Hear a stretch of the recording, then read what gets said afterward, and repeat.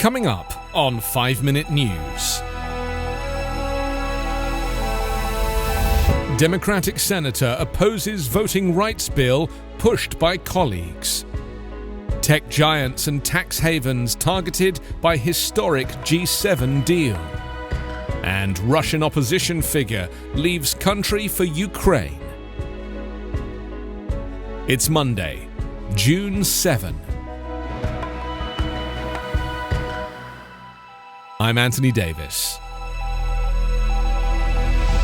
In a huge blow to Democrats' hopes of passing sweeping voting rights protections, West Virginia Senator Joe Manchin said on Sunday he would not support his party's flagship bill because of Republican opposition to it.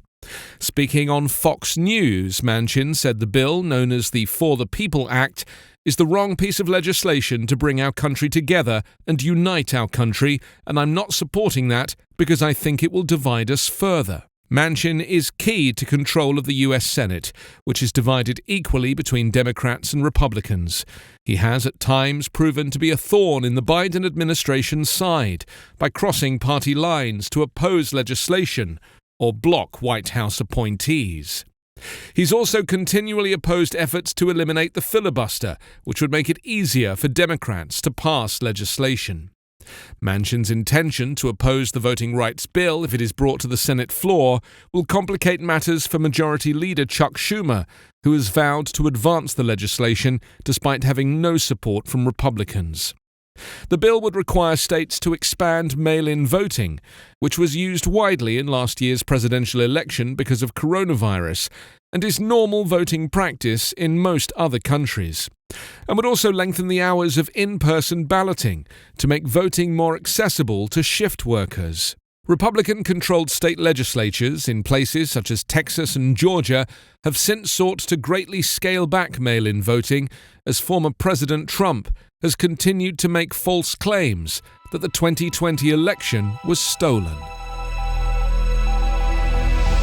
The United States, Britain, and other large, rich nations reached a landmark deal on Saturday to squeeze more money out of multinational companies such as Amazon and Google and reduce their incentive to shift profits to low-tax offshore havens.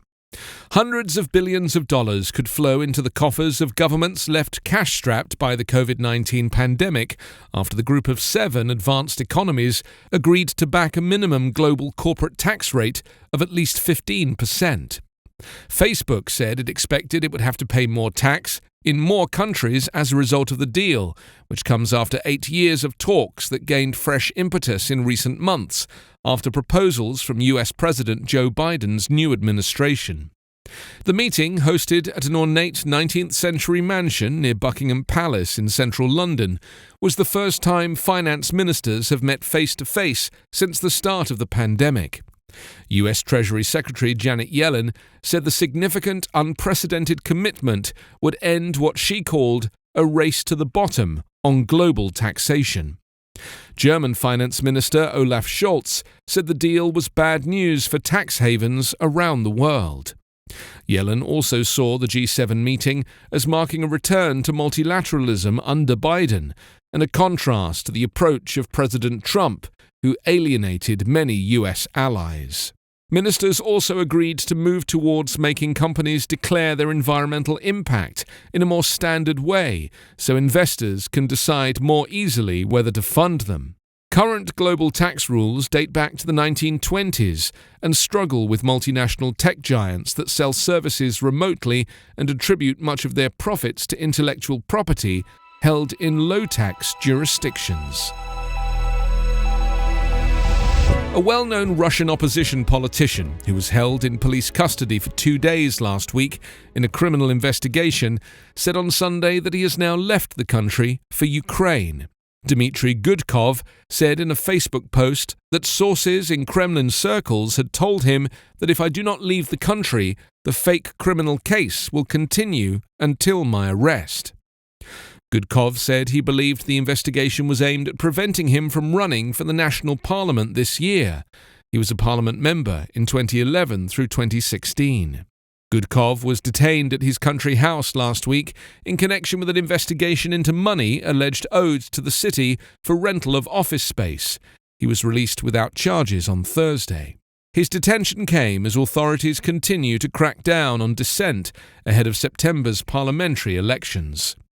Last week, a course sent prominent opposition figure Andrei Pivovarov to jail for 2 months pending a probe into his actions as the head of the Open Russia Group, which authorities have declared an undesirable organization. Pivovarov had announced the group was disbanding several days before his arrest. You can subscribe to 5 Minute News on YouTube with your preferred podcast app. Ask your smart speaker or enable 5 Minute News as your Amazon Alexa flash briefing skill. Subscribe, rate and review online at 5minute.news. 5 Minute News is an Evergreen Podcast covering politics, inequality, health and climate, delivering independent, unbiased and essential world news daily.